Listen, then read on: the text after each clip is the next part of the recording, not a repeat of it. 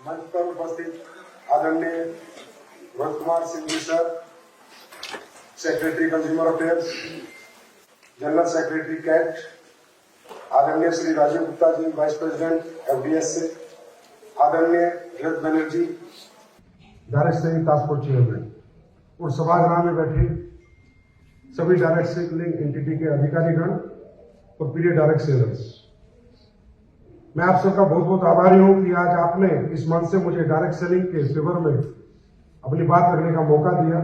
तो सर, सबसे पहले तो हम बहुत बहुत धन्यवाद करते हैं भारत सरकार का, हमारी कंज्यूमर अफेयर्स मिनिस्ट्री का, हमारे सेक्रेटरी सर का और माननीय हमारे कंज्यूमर अफेयर्स मंत्री जी श्री पीयूष गोयल जी का, कि आज इनके अथक प्रयास, इनके समर्थन, सहयोग और हमारी एसोसिएशन के अथक प्रयास और प्रयत्न से इनका आशीर्वाद और साथ हमें मिला, जिससे हमें 2016 में डायरेक्ट सेलिंग की गाइडलाइंस मिली, 28 दिसंबर 2021 को हमें रूल्स मिले और रूल्स में एक छोटी सी डेफिनेशन मिस हो गई थी। वो बड़ी डेफिनेशन हमारे लिए थी नेटवर्क ऑफ सेलर्स की।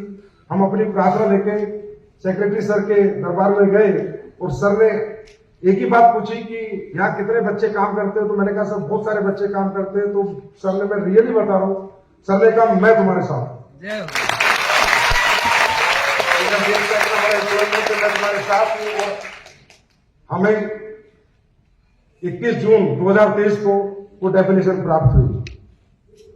सर, दो छोटी सी हमारी रिक्वेस्ट है, मैं आप सबकी तरफ से सर से प्रार्थना करना चाहूंगा। सबसे पहले मैं डायरेक्ट सेलिंग के बारे में थोड़ी सी अपनी एक परिभाषा देना चाहूंगा कि सर, जो हमारी डायरेक्ट सेलिंग इंडस्ट्री है, प्रैक्टिकली सेलिंग का बिजनेस नहीं है, शेयरिंग का बिजनेस है।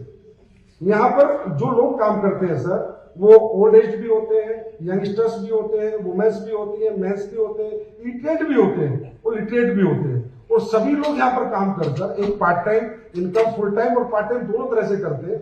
कुछ लोग कंज्यूमर ही बन जाते हैं, कुछ लोग नहीं भी करते।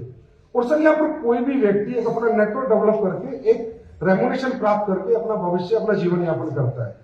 तो सर, ये जो इंडस्ट्री है यहाँ पर, अगर कोई, मतलब ऐसा नहीं है कि यहाँ पर लिटरेट ही आएगा, अगर कोई भी यहाँ पर कामयाब है तो वो सेलिंग नहीं करना जानता, वो बीबीएमपी मार्केटिंग नहीं है, और वो प्रोडक्ट शेयरिंग करना जानता है। तो हमारी इंडस्ट्री में जो प्रोडक्ट है सर, वो सबसे मेजर फैक्टर है। अगर उसकी क्वालिटी है तो व्यक्ति लेता है, उसको शेयर करता है, और शेयरिंग करते करते एक नेटवर्क डेवलप हो जाता है और उसको रेम्यूनरेशन आने लगता है, जिससे वो एक अपना अच्छा भविष्य बना लेता है।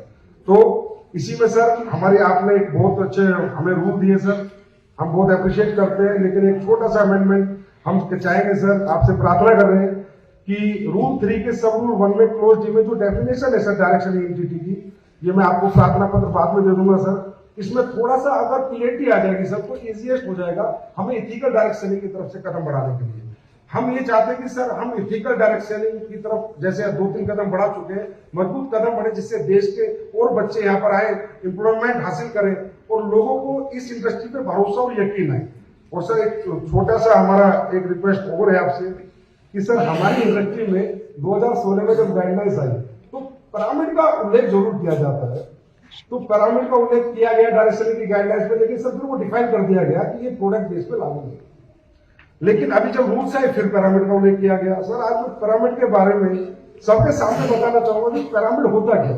सर, पिरामिड होता है, कंपनी होती थी मनी रोटेशन, वो पिरामिड बनाती थी, एक स्ट्रक्चर बनाती है नीचे, उनको हम सीधा पैसा कंपनी को देते हैं। कंपनी ABC ऑटो फिलिंग करती है, DE फिर ऊपर पैसा देगी, फिर EFGH उनको पैसा देके फिर ऊपर पैसा देगी, और वो क्लैश हो जाता है सर 8 महीने 10 महीने में। तो वो पिरामिड से हमें कैसे जोड़ा गया सर, हम आज तक ही समझ नहीं पाए। डेफिनेशन आई कहां से, किसने दी, क्योंकि प्रोडक्ट बेस में तो पिरामिड बन ही नहीं सकता सर। वो इसलिए नहीं बन सकता सर कि हमारे साथ जितने भी डायरेक्ट सेलर्स नहीं आते, टोटल कंज्यूमर्स आते हैं सर और प्रोडक्ट यूजर्स आते हैं, उसमें से कुछ लोग यहाँ अपना भविष्य डायरेक्ट सेलिंग में लगाते हैं। जैसे एक कंपनी में सर, आज बड़ी कंपनी जैसे RCM है, तो इसमें 3 करोड़ लोग आज तक कंज्यूमर है, लेकिन जो अगर डायरेक्ट सेलिंग एक्टिवली कर रहे हैं वो 8-10 लाख लोग कर रहे हैं। बाकी 2 करोड़ 90 लाख लोग इनके सिर्फ यूजर्स है। आज इंडस्ट्रीज की बात करें तो 1.5 करोड़ से ज्यादा का मेरे ख्याल कंज्यूमर नेटवर्क है, लेकिन इनके यहाँ काम करने वाले, रेगुलर इनकम लेने वाले, रेगुलर मेहनत करने वाले लोग 10 लाख के आसपास होंगे।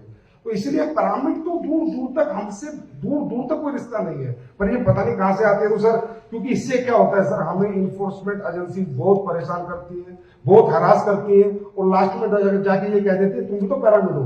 क्योंकि सर हमारा सिंगल लेन नेटवर्क बन ही नहीं सकता, हमारा तो मल्टी लेयर ही बनता है। और आज आप देखिए सर कि प्रोडक्ट बेस्ड और क्वालिटी बेस्ड कंपनी आए तो 60 साल 70 साल से पूरे वर्ल्ड वाइड कंपनियां काम कर रही है सर। पैरामीटर कहाँ 60-70 छह महीने नहीं टिकते। तो अगर 60-70 साल से कंपनियां काम कर रही है और सर 70-70 हजार करोड़ के कंपनियों के टर्नओवर है, और वो 70 आज हमें बताते हुए गर्व महसूस हो रहा है कि हमारे बीच में भी आज बड़ी बड़ी कंपनियां, इंडियन कंपनी है जिन्हें 25-25 साल काम करते हो गए। तो सर अगर आपका ये आशीर्वाद हम लोगों को मिलेगा तो हम लोग भी यही चाहेंगे एक दिन कि हमें 70 साल काम करते होंगे।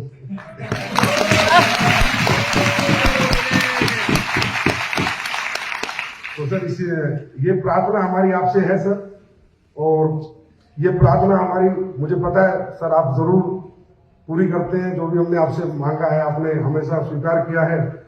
इससे सर हमारी इंडस्ट्री में बहुत उत्साह आएगा, एम्प्लॉयमेंट बहुत जनरेट होगा, और हमारे सर्वप्रिय लोकप्रिय विश्वव्यापी हमारे आदरणीय प्रधानमंत्री जी का जो सपना है आत्मनिर्भर भारत और मेक इन इंडिया, इसमें भी डायरेक्ट चले अपना सशक्त रोल निभाएगा। तो फिर एक बार आपसे प्रार्थना करते हुए अपनी वाणी को विराम देना चाहूंगा। जय हिंद, जय भारत, बहुत बहुत धन्यवाद।